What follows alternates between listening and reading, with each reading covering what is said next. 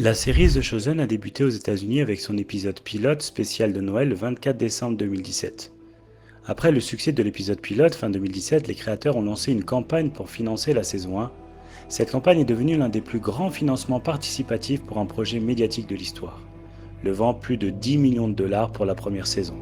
Cette série, commençant à voyager et dépassant les frontières américaines, furent diffusées dans environ 175 pays, dont la France qui l'accueillit en décembre 2021 sur la chaîne C8.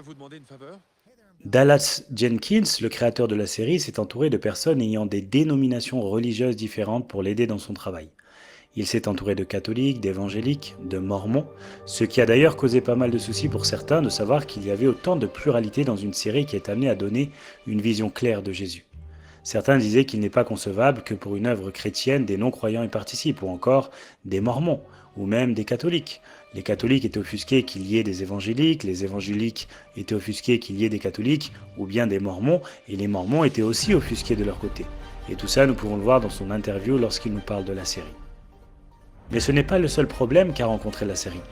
Lors du tournage de la saison 4, un drapeau LGBT a été vu sur la caméra d'un caméraman pendant un behind the scene. C'est, si vous voulez, quand on filme un peu ce qu'il se passe dans les coulisses. Le drapeau était attaché à du matériel de tournage et apparaissait brièvement dans une vidéo promotionnelle. Le réalisateur Dallas Jenkins a déclaré que c'était le drapeau personnel d'un membre de l'équipe, un caméraman, et qui n'avait pas été mis en place par la production comme message officiel.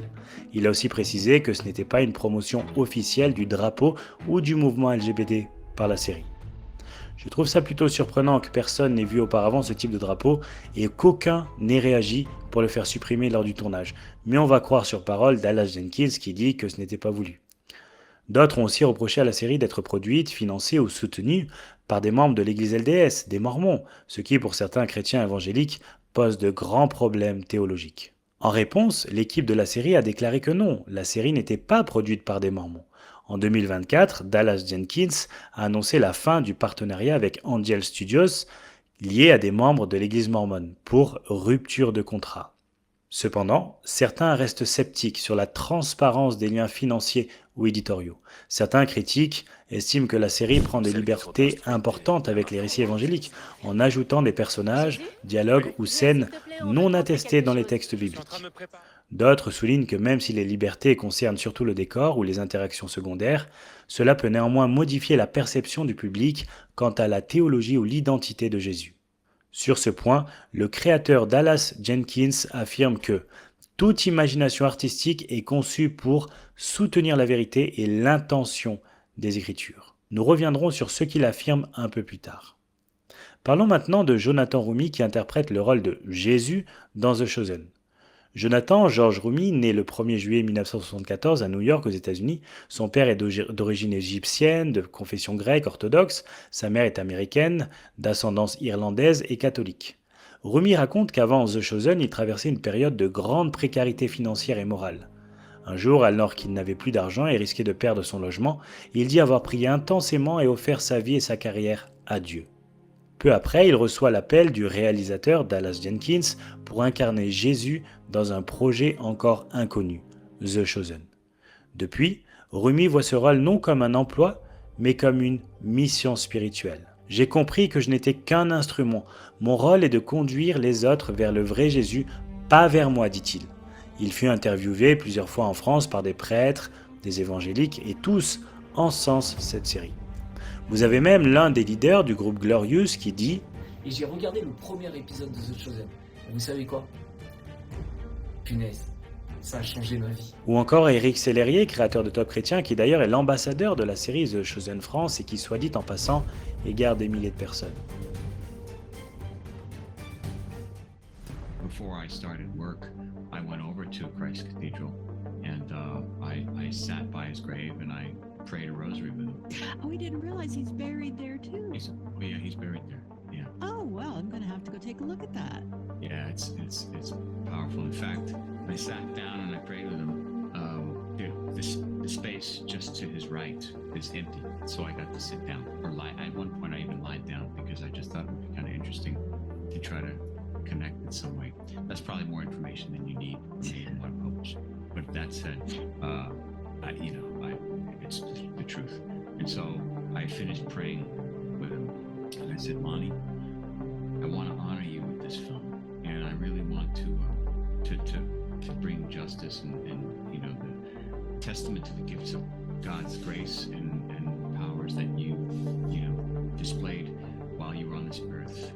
And so, if this is a good idea that I do this film, have somebody give me a sign. Give me a sign. Have God give me a sign. And the minute the words left my mouth, behind me there was a door open to the cathedral, and this giant chord rang out for about 5 seconds, and then From the organ. from the organ. C'est quand même affolant. Un chrétien peut-il dire les choses qu'il a dites comme avoir prié près d'une tombe avec un chapelet? Il dira aussi que son but c'est de rendre le chemin à Jésus le plus large possible. What is your vision? So for me, playing Jesus, the vision is to make Jesus accessible in as an authentic a way as possible. That's what I mean. Je sais que certains d'entre vous avez vu certainement où je vais en venir. Bien entendu, pour éprouver la foi d'un homme, il faut savoir si elle est conforme aux Saintes Écritures. Or, dans les passages que nous avons vus, c'est loin de l'être. Dois-je vous rappeler ce que dit Lévitique chapitre 19 verset 21 ? Ne vous tournez point vers ceux qui évoquent les esprits, ni vers les devins, ne les recherchez point, de peur de vous souiller avec eux. Je suis l'Éternel votre Dieu.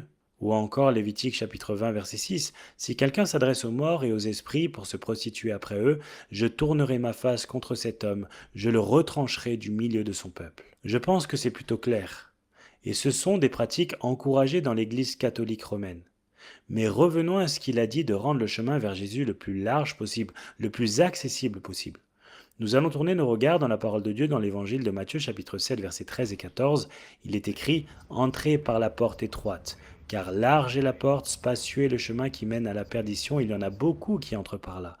Mais étroite est la porte, resserré le chemin qui mène à la vie, et il y en a peu qui les trouvent. Avant de commenter ce passage, j'aimerais qu'on aille voir dans l'un des films dans lequel Jonathan Roumie a tourné, où il y a joué le rôle d'un homme du nom de Lonnie Frisbee, dans un film intitulé « Jésus Révolution ». Cette maison dégage vraiment une très belle énergie. Lonnie Frisbee a eu une expérience de conversion dans les années 1960 et est devenu un leader charismatique du Jésus Movement. Malgré son semblant de foi profonde et son ministère actif, il a continué à entretenir des relations homosexuelles, ce qui a été un point de tension avec certaines églises évangéliques conservatrices. Plusieurs témoignages de membres de l'époque indiquent qu'il avait une double vie.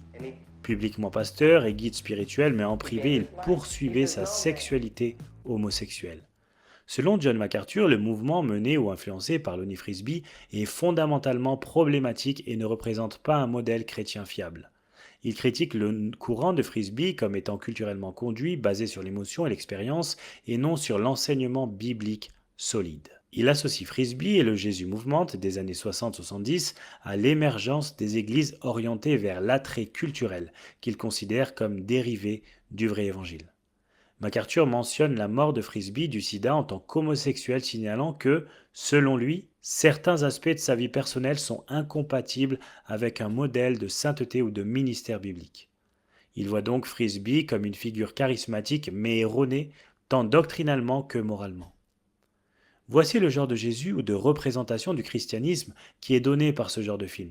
Tous ces films ou séries basés sur la vie de Jésus ou sur le christianisme ne font que dénaturer le Christ, les Saintes Écritures, Dieu, car nous avons affaire à de faux chrétiens qui prêchent un faux Christ pour séduire, s'il était possible, même les élus. Nous avons parlé de l'acteur Jonathan Roumie, nous avons parlé de ce qui entoure la série, drapeau LGBT, mormon, catholique, incroyant, un écuménisme manifeste pour une série qui se fait appeler chrétienne, sans parler de toutes les inquiétudes des véritables chrétiens lorsqu'ils regardent ou ont regardé la série The Chosen, des inquiétudes légitimes.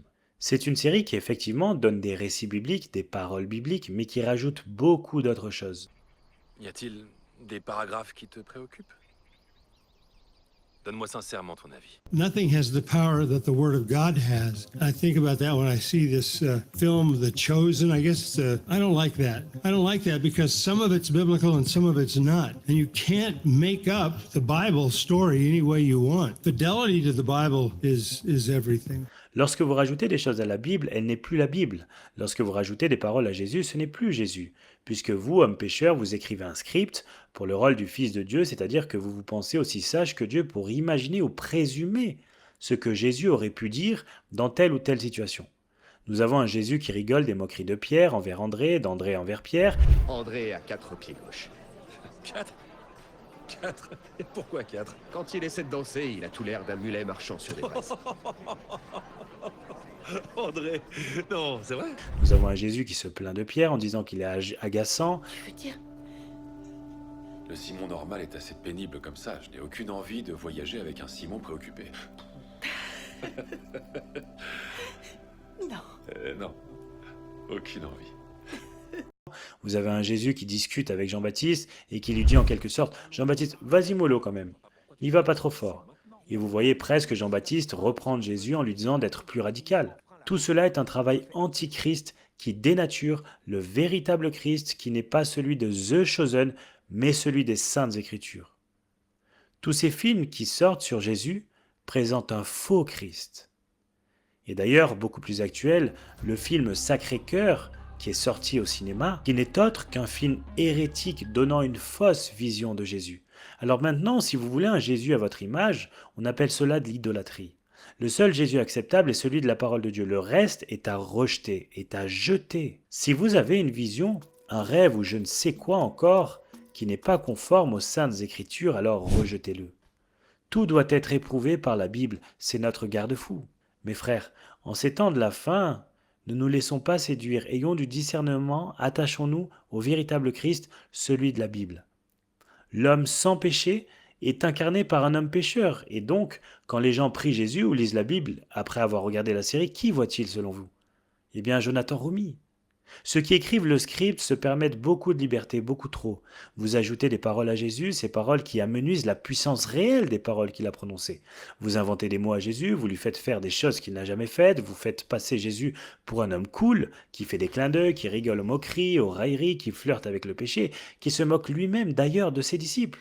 Il faut me le dire si mon frère te ralentit. Ne m'en parle pas.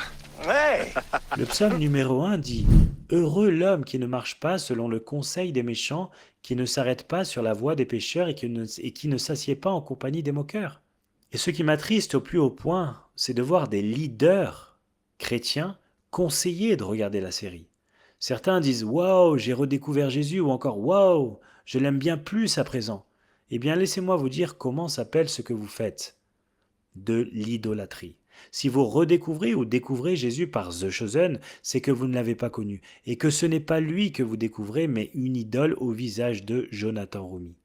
Si vous conseillez cette série même aux incroyants, ils auront une vision fausse de Jésus. Ils croiront pour un temps, et dès que surviendra les persécutions à cause de la parole ou les soucis de la vie, ils le renieront, car ils n'ont jamais reçu la vie de Christ en eux. Seulement des émotions. The Chosen présente un Jésus très humain et non divin. Jésus est Dieu incarné, mais dans cette série, on voit l'homme et non Dieu. Vous avez sur le site The Chosen France une personne par exemple qui témoigne et qui dit que The Chosen lui a permis de mieux comprendre les évangiles. Les visages, les émotions, les silences, tout devient vivant. Aujourd'hui, j'ose partager ma foi avec plus de liberté. Et en continuant sur le site, il y a différentes ressources, dont des kits. Il y a le guide de visionnage, saison 1, 2, 3, 4, guide de l'animateur, galerie des personnages, guide de création visuelle, et ainsi de suite. Ils vous donnent des références bibliques, font un court résumé de l'épisode, et ils vous disent des choses telles que « Relisez la phrase du prophète Ésaïe 43, verset 1, en remplaçant Jacob, donc Israël, par votre propre nom. » Et ils vous posent la question suivante. Comment cette parole vous touche-t-elle ? Que suscite-t-elle en vous? Ou encore ils diront, votre prénom a peut-être une signification particulière. Que signifie-t-il et comment a-t-il pu vous influencer? Vous voyez? Donc on a plusieurs choses qui sont dites dans ces guides et qui vous emmènent à vous centrer sur vous-même.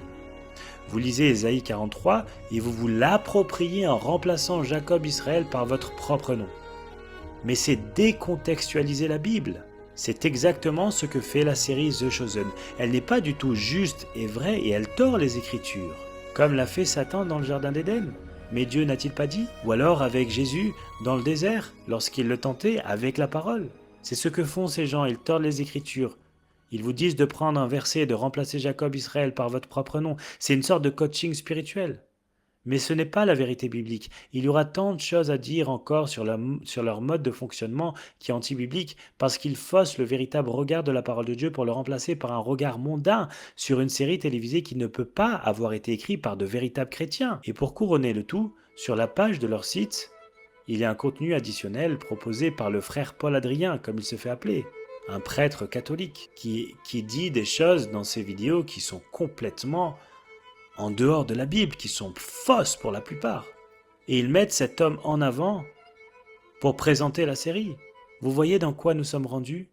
Il y a un écuménisme. L'écuménisme, je le dis, est dangereux parce qu'il mêle toutes sortes de croyances en présentant un faux Christ, en présentant un Christ qui n'est pas suffisant, puisqu'ils le remplacent ou ils le substituent, ou alors ils allient au Christ des idoles, des saints, etc., etc. Nous devons tourner nos regards vers Christ, lui et lui seul. Pas un Christ inventé par une série télévisée ou par un film, mais le Christ qui est dans les Saintes Écritures. Alors certains diront oui, mais c'est un bon moyen d'évangélisation. De partager la série peut être un bon moyen d'évangélisation. Non, ce n'est pas un bon moyen d'évangélisation.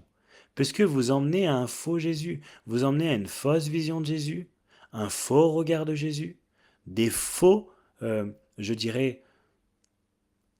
des faux actes de Jésus, car il y a plein de choses qui sont inventées. Vous dites oui, mais je le partage à ma famille, je le partage à mes amis, comme ça ils découvriront le Christ. Non, ce n'est pas avec une série télévisée qui proclame de nouvelles paroles de Jésus qu'ils connaîtront le Christ. Dieu a voulu que les hommes soient sauvés par la folie de la prédication au travers de qui? De ses témoins, ses envoyés. Il a envoyé dans le monde ses disciples. D'accord? C'est nous, c'est notre tâche, c'est notre rôle à nous. Et lorsqu'on vous dit de The Chosen est un bon moyen d'évangélisation, c'est faux, c'est un mauvais moyen. Parce qu'il emmènera des gens à une fausse conversion, à se tourner vers un faux Jésus. Et c'est extrêmement grave. Et maintenant, j'aimerais revenir dans l'évangile de Matthieu, chapitre 7, versets 13-14. On en a parlé très rapidement tout à l'heure. Et je vais le lire. « Entrez par la porte étroite, car large est la porte, spacieux le chemin qui mène à la perdition, et il y en a beaucoup qui entrent par là. Mais étroite est la porte, resserré le chemin qui mène à la vie, et il y en a peu qui les trouvent. » Et Jonathan Rumi, il a dit qu'il veut rendre le chemin de Jésus à Jésus le plus large et le plus accessible possible. Mais c'est contraire aux Saintes Écritures. Le chemin de Jésus, c'est un chemin étroit et resserré. C'est pas un chemin large. Vous voyez la dangerosité de cette série et de tout ce qui est passé autour de cette série, toutes ces interviews, toute cette publicité, cette promotion qui amène à un faux Christ. Parce que le chemin qui mène à Christ est un chemin qui est étroit. Ce n'est pas un chemin large, ce n'est pas un chemin spacieux, c'est un chemin qui est étroit. Un chemin qui est resserré. Ce n'est pas le chemin d'une grande vie, d'accord, où tout va bien. Non, c'est un chemin certainement de persécution, un chemin certainement de souffrance, un chemin certainement de renoncement à soi-même, un chemin certainement en portant notre croix. Pas le chemin que The Chosen présente en faisant passer Jésus pour un sort de hippie. Non, Jésus est Dieu qui s'est fait homme. Il est le Fils du Dieu vivant par lequel nous avons le salut. Et c'est très sérieux. Notre Seigneur a repris les disciples de manière très sérieuse. Il a été sévère dans ses propos. Il a toujours été juste. Il est saint, il est le juste. Et lorsque vous regardez The Chosen, vous n'avez pas affaire à un Jésus qui est saint et juste. Vous avez affaire à un Jésus populaire, modernisé, qui n'est pas le Christ des Saintes Écritures. Et là, c'est dangereux. Il y a un autre passage qui dira que l'œil est la lampe du corps. Si ton œil est en bon état, tout ton corps sera éclairé. Mais si ton œil est en mauvais état, tout ton corps sera dans les ténèbres. Si donc la lumière qui est en toi est ténèbres, combien seront grandes ces ténèbres? L'œil est une signification importante pour le chrétien. C'est-à-dire que nous ne déposons pas nos regards n'importe où. Nous avons le choix de regarder ou le choix de ne pas regarder, mais ce que nous allons regarder peut impacter notre cœur. Nous devons porter nos regards sur la parole de Dieu parce qu'elle est fiable, elle est infaillible, elle est source de salut pour quiconque croit. Nous devons poser nos regards sur elle. Nous devons croire en ce qui est écrit dans les Saintes Écritures et pas aller chercher un Jésus populaire. Et certains diront « Oui, mais moi je n'aime pas lire, c'est pour ça que je regarde la série. » Mais tu n'aimes pas lire, je t'invite à t'efforcer. Être disciple, c'est se discipliner. Il y a des choses qui ne sont pas faciles. Mais je peux vous dire que ça ne vaut rien face à ce qui vous est présenté. Ça ne vaut rien face à votre salut. Vos difficultés ne sont rien face à ce que la parole de Dieu peut vous apporter. Une connaissance réelle de Jésus-Christ, le salut en lui, la vie éternelle, une connaissance du Christ, de Dieu, du Saint-Esprit, une communion avec lui. La parole de Dieu est comme une épée double tranchante. Elle est tranchante. Elle est une épée double tranchante. La parole de Dieu est ce vers quoi nous devons nous tourner pour avoir un regard juste sur qui est Dieu et qui est Jésus. Et après, vous avez aussi, dans cette série, l'adoration d'un homme au lieu du Christ. Jonathan Rumi raconte que certaines personnes disent que quand elles prient, elles voient ses yeux. Elles voient ses yeux, vous imaginez? Des gens qui prient, qui lisent la parole de Dieu, lorsqu'ils entendent parler de Jésus ou lorsqu'ils prient Jésus, c'est lui qu'ils voient, un homme pécheur. Vous imaginez le drame de cela? Et je suis certain que certains parmi vous qui l'ont regardé, au bout d'un moment, quand vous êtes rentré dans votre chambre pour prier, quand vous êtes rentré dans votre chambre de prière, vous l'avez vu. Parce que ça a un impact dans notre cœur. Nous devons protéger notre cœur, garder notre cœur plus que toute autre chose, car de lui viennent les sources de la vie. Nous devons le faire, nous devons nous préserver, nous garder. La sanctification, c'est mise à part. Et nous ne devons pas laisser ces choses-là venir impacter notre cœur. Nous devons rejeter tout ce qui n'est pas conforme aux Saintes Écritures afin de ne pas nous laisser avoir par les faux docteurs, les faux enseignements, les faux enseignants, les fausses séries. Il y a aussi Dallas Jenkins qui affirme que toute imagination artistique est conçue pour soutenir la vérité et l'intention des Écritures. Mais cela est faux. L'imagination artistique mène à s'imaginer un faux Christ qui n'existe pas, car cette série humanise en faisant perdre au personnage de Jésus sa divinité. Alors est-ce que je recommanderais cette série? Je pense que vous avez compris que non. Et si je veux que des âmes soient conduites à Christ, alors je dois prendre mes responsabilités en tant que témoin de notre Seigneur Jésus-Christ. C'est nous qui l'envoie. L'un des plus grands problèmes de l'Église actuelle, c'est aussi le manque de discernement. Matthieu chapitre 24, verset 24, si quelqu'un vous dit alors « Le Christ est ici ou il est là », ne le croyez pas, car il s'élèvera de faux Christ et de faux prophètes. Ils feront de grands prodiges et des miracles au point de séduire, s'il était possible, même les élus. Voici, je vous l'ai annoncé d'avance. Le genre de série comme The Chosen n'est autre que la préparation à la grande tromperie, ainsi que la venue de l'Antéchrist. Alors certains diront « Oui, mais tu vas trop loin, c'est qu'une série. » Ce n'est pas qu'une série. Ce n'est pas qu'une série, parce qu'elle emmène à dénaturer le Christ. Elle emmène à une fausse vision de Jésus. Elle le rend populaire aux yeux du monde. Elle rend le chemin large qui mène en enfer. Pas un chemin étroit. Je le rappelle, le chemin de Christ, le chemin de la vie éternelle, c'est le chemin étroit à la porte resserrée. Que notre Seigneur nous garde veillants et priants. Et je lirai avant de vous quitter un passage des Saintes Écritures, c'est dans 2 Timothée chapitre 4, versets 1 à 5. Il est écrit « Je t'en conjure devant Dieu et devant Jésus-Christ, qui doit juger les vivants et les morts, et au nom de son apparition et de son royaume, prêche la parole, insiste en toute occasion, favorable ou non, reprend, censure, exhorte, avec toute douceur et en instruisant. Car il viendra un temps où les hommes ne supporteront pas la saine doctrine, mais ayant la démangeaison d'entendre des choses agréables, ils se donneront une foule de docteurs selon leurs propres désirs, détourneront l'oreille de la vérité et se tourneront vers les fables. Mais toi, sois sobre en toutes choses, supporte les souffrances, fais l'œuvre d'un évangéliste, remplis bien ton ministère.